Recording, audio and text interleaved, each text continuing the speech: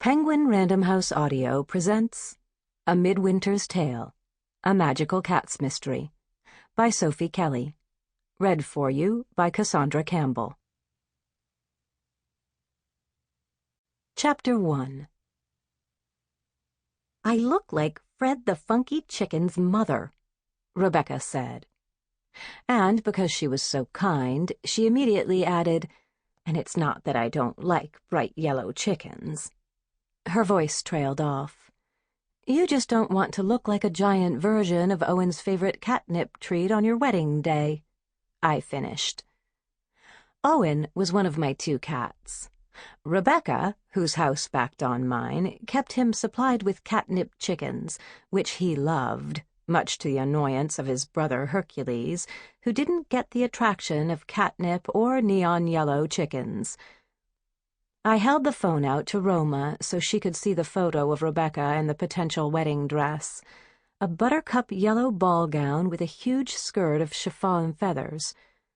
Rebecca was dwarfed by the dress. I was several inches taller, and I could see that it would have engulfed me, too. "It's not you," Roma agreed, "but don't worry. We'll find you something." Roma was one of my closest friends in Mayville Heights, and a very positive person. "This wedding is turning into shredded wheat," Rebecca said, fingering the soft blue scarf around her neck. I smiled in sympathy across the small table at Eric's place, our favorite restaurant. I knew Rebecca would have been happy to elope. Roma frowned and looked from Rebecca to me. "Excuse me?" "Shredded wheat," I repeated. "The more you chew on it, the bigger it seems to get." Roma laughed and reached for her coffee. "Rebecca, I promise we'll find you a dress that has nothing to do with breakfast cereal or giant yellow birds." Rebecca smiled across the table at us. "I don't know what I'd do without the two of you." She smoothed a hand over her silver-gray hair. She'd cut it herself. Rebecca had been a hairdresser for more than 40 years, into a little gammon pixie that showed off her beautiful cheekbones and her blue eyes. Rebecca Nixon wasn't just my backyard neighbor. She was also the first friend I'd made when I'd come to Mayville Heights to supervise the renovation of the town's library. In a couple of weeks, she was going to marry her childhood sweetheart, Everett Henderson, and she still didn't have a wedding dress. I handed the phone back across the table to her. She looked at the photo again and gave a soft sigh. "Amy means well," she said. "It's just that she seems to have caught wedding fever from Everett." Amy was Everett Henderson's only grandchild.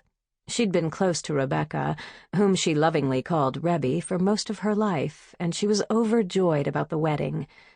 Rebecca and Everett had waited close to 50 years to be married, and Everett was determined to give her an elaborate celebration whether or not she wanted it.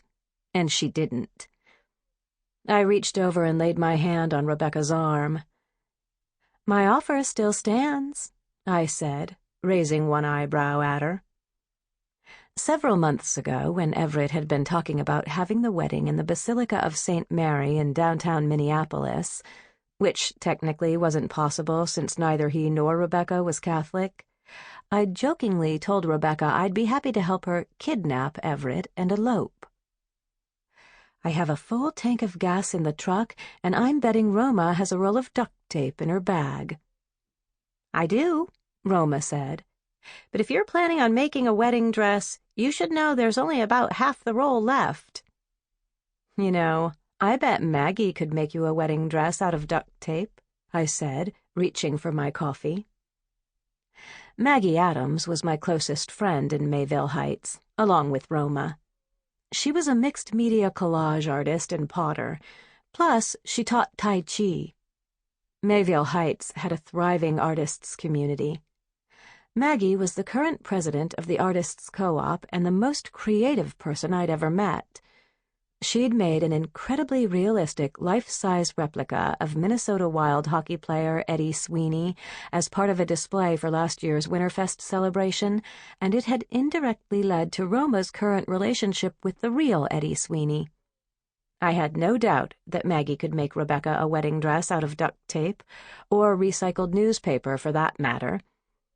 "If I don't find a dress soon, I may have to get her to do that," Rebecca said. She glanced down at the image of the funky chicken ball gown one more time, and then tucked her phone in her purse. "Although I don't think it would go with Everett's plans." "If the wedding is still too elaborate, tell him," I said. Roma nodded in agreement. "Everett would marry you on an iceberg in the middle of the Bering Sea. He loves you. He just wants you to be happy." Rebecca had told me once that while she'd dreamed of being married to Everett, she'd never thought about the actual wedding. She didn't care about flowers or food. Everett, on the other hand, wanted a celebration. He wanted the whole world to know how he felt about his bride, although you only had to spend a minute or two with both of them to see it. They made me believe in happily ever after. "I know he would," Rebecca said, tracing the rim of her coffee cup with one finger. "But all this hoopla is important to him. He already agreed to scale his original plans back for me. I know he wants me to be happy, but I want him to be happy too." "I know what you mean," Roma said softly.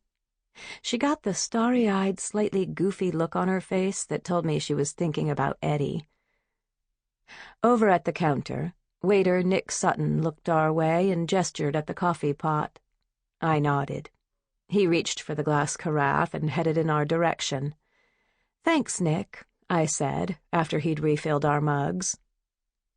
"Could I get you anything else?" he asked.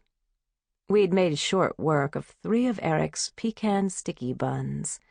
I was tempted to have another, but in a couple of hours I was going to have to squeeze into a very form-fitting dress, so I shook my head.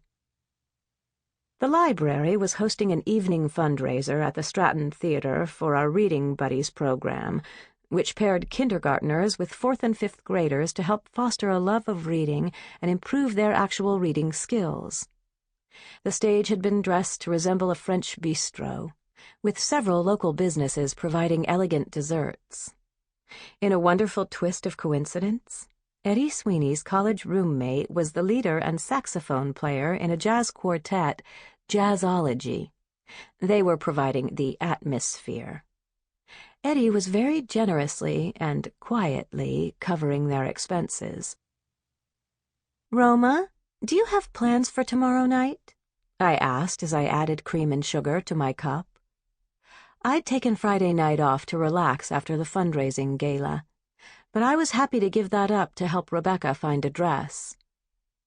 "Paperwork and pizza," she said, tucking her sleek dark brown hair behind one ear. "But I'm open to a better idea, or any other idea." I smiled at Rebecca.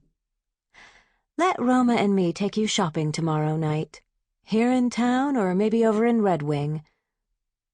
"Please," Roma added. "I don't want to do paperwork all night." A smile stretched across Rebecca's face. "Thank you. Yes, I don't think I can do this without help." "I'll drive," Roma offered. She looked at Rebecca. "I'll pick you up about 6:45. She glanced at me. "And then we'll come get you." I nodded. Roma's SUV was a better choice than the 3 of us squashed onto the front seat of my old truck. The front door of Eric's place swung open then, and Lita Clark stepped inside, pushing back the hood of her jacket. The red wool reminded me of the autumn leaves on the maple tree in Rebecca's backyard. I felt a little twinge of sadness. I was going to miss Rebecca when she moved into Everett's downtown apartment. Lita smiled when she caught sight of us, stamped her feet on the mat by the door to shake the snow off her boots, and then headed over. "Kathleen, I'm glad I caught you," she said. She pulled off her black woolen gloves, took an envelope from her purse, and handed it to me. My name was written on the front in her tight, angular script. Sample complete. Ready to continue?